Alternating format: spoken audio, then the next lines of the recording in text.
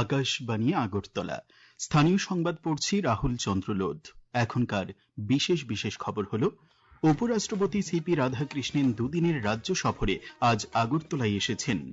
কৃষিমন্ত্রী রতনলাল নাথ বলেছেন, গত বছরের তুলনায় এবছর ত্রিপুরায় খাদ্যশস্য উৎপাদন 12% বেড়েছে।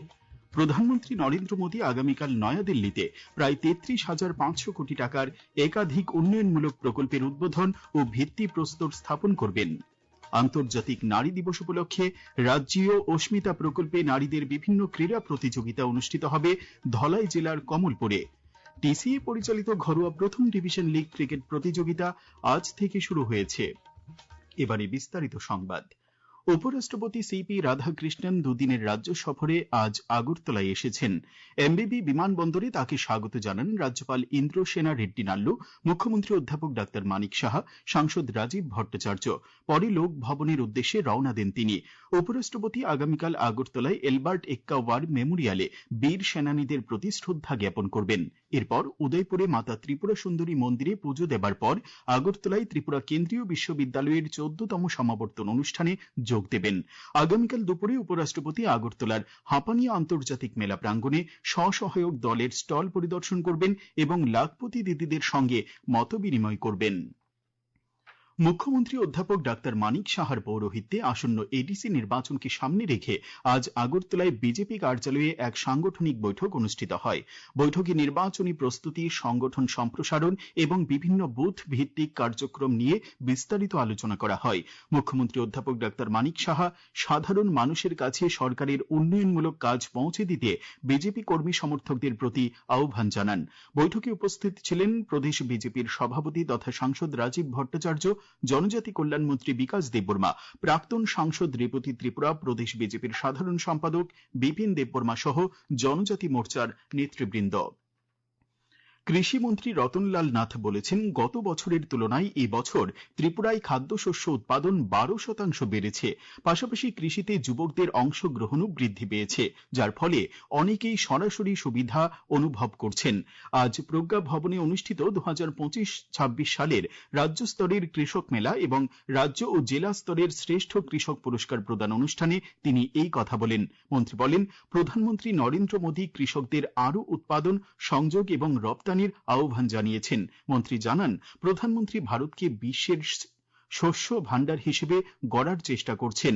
অনুষ্ঠানের মন্ত্রী রাজ্য স্তরে 10 জন কৃষককে 50,000 টাকা করে এবং জেলা স্তরে 80 জন কৃষককে 25,000 টাকা করে পুরস্কৃত করেন। অনুষ্ঠানে উপস্থিত ছিলেন উত্তর জেলা পরিষদের সভাধিনেত্রী অপর্ণা নাথ, কৃষি ও কৃষক কল্যাণ দপ্তরের সচিব অপূর্ব রায়, কৃষি দপ্তরের ডিরেক্টর ডক্টর পিবি জমাতিয়া প্রমুখ। আজ থেকে আগরতলা শ্যামা প্রসাদ মুখার্জি টাউন হলে দুদিন ব্যাপী ত্রিপুরা তপশিলি জাতি সমন্বয় সমিতির 10ম রাজ্য সম্মেলন শুরু হয়েছে। এই উপলক্ষে আয়োজিত প্রকাশ্য সমাবেশে বক্তব্য রাখেন দলিত শোষণ মুক্তি মঞ্চের সর্বভারতীয় নেতা ডক্টর বিক্রম সিং।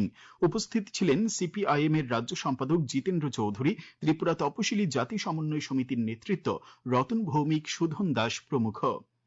রাজ্য মহিলা কমিশনের উদ্যোগে আজ পশ্চিম ত্রিপুরা জেলা শাসকের কার্যালয়ে প্রি মেরিটাল কমিউনিকেশন সেন্টারের উদ্বোধন করা হয়। উপস্থিত ছিলেন পশ্চিম ত্রিপুরা জেলার জেলাশাসক ডক্টর বিশাল কুমার, মহিলা কমিশনের চেয়ারপারসন ঝর্ণা দেববর্মা।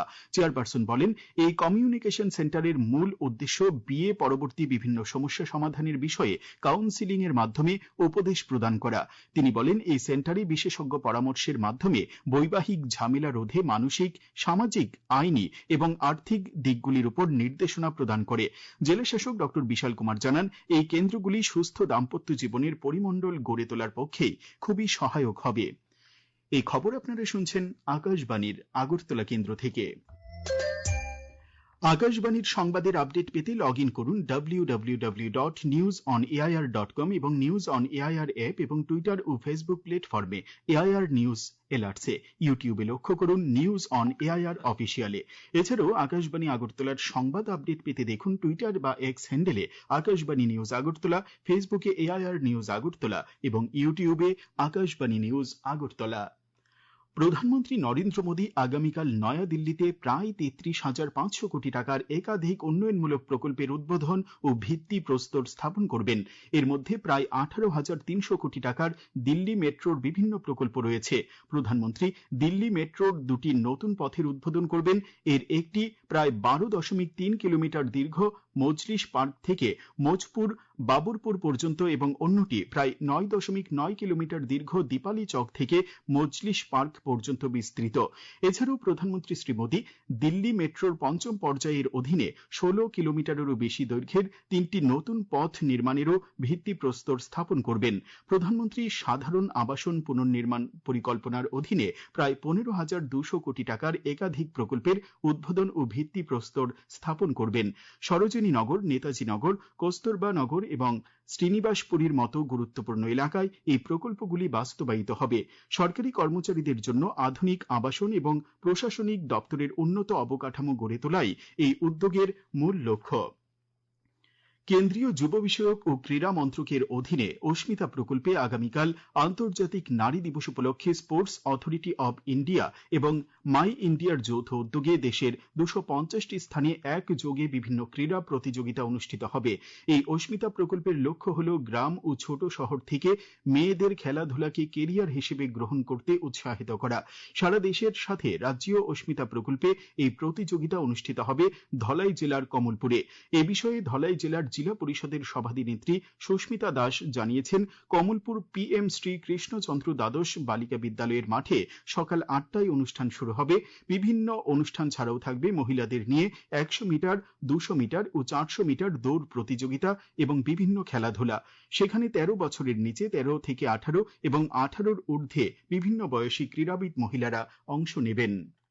ধলাই জেলা প্রশাসন ও মাই ভারতের উদ্যোগে আন্তর্জাতিক নারী দিবস পালন করা হবে। তা উদ্যোক্তা Asmita achieving sports milestone by inspiring women through action কর্মসূচির আওতায় একটি বিশেষ জেলা পর্যায়ে ক্রীড়া অনুষ্ঠানের আয়োজন করা হয়েছে। এই কর্মসূচি ভারত সরকারের যুব বিষয়ক ও ক্রীড়া মন্ত্রণালয়ের নির্দেশনা অনুযায়ী একটা খেলার প্রতিযোগিতা রাখা হয়েছে। সেই অনুষ্ঠানটা হবে কমলপুর কেসি গার্লস HS স্কুল মাঠ প্রাঙ্গণে। বিশেষ করে মহিলাদের জন্য এবং মেয়েদের জন্য ওই দিন সকাল ৮ ঘটিকায় সেই খেলার উদ্বোধন হবে। আন্তর্জাতিক নারী দিবস উপলক্ষে নারী ও শিশু উন্নয়ন মন্ত্রণালয় আগামীকাল নয়াদিল্লিতে শক্তি পদযাত্রার আয়োজন করছে। বিকশিত ভারত গঠনের লক্ষ্যে জাতীয় উন্নয়নে নারীর নেতৃত্ব ও অবদানের গুরুত্ব তুলে ধরতেই এই উদ্যোগ নেওয়া হয়েছে বলে জানিয়েছে মন্ত্রণালয়।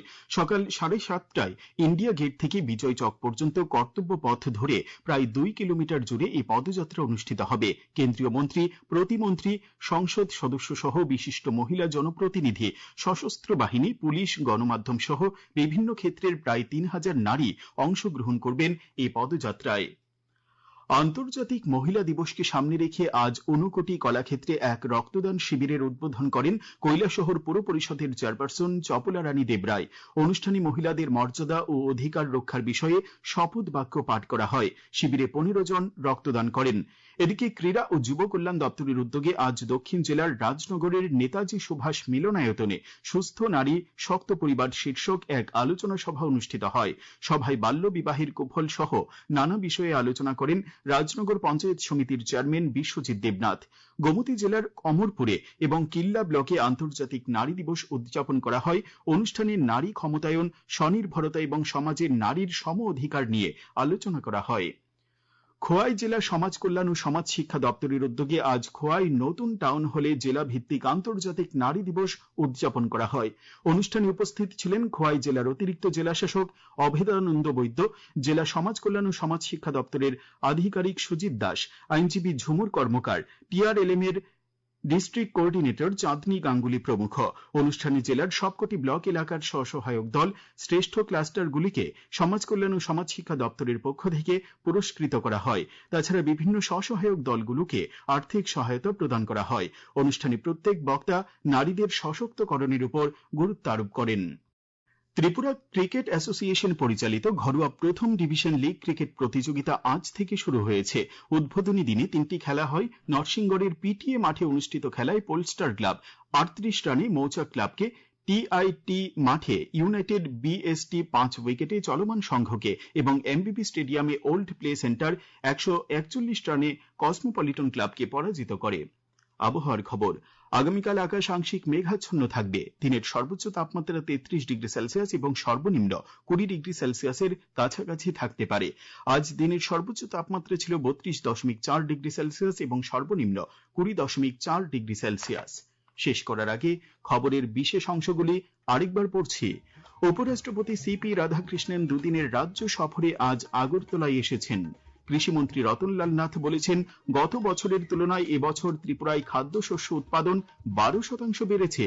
প্রধানমন্ত্রী নরেন্দ্র মোদী আগামীকাল নয়াদিল্লিতে প্রায় 33,500 কোটি টাকার একাধিক উন্নয়নমূলক প্রকল্পের উদ্বোধন ও ভিত্তিপ্রস্তর স্থাপন করবেন। আন্তর্জাতিক নারী দিবস উপলক্ষে রাজ্যীয় অস্মিতা প্রকল্পে নারীদের বিভিন্ন ক্রীড়া প্রতিযোগিতা অনুষ্ঠিত হবে ধলাই জেলার কমলপুরে। টিসিএ পরিচালিত ঘরোয়া প্রথম ডিভিশন লীগ ক্রিকেট প্রতিযোগিতা আজ থেকে শুরু হয়েছে। স্থানীয় সংবাদ আজকের মতো এখানেই শেষ হলো।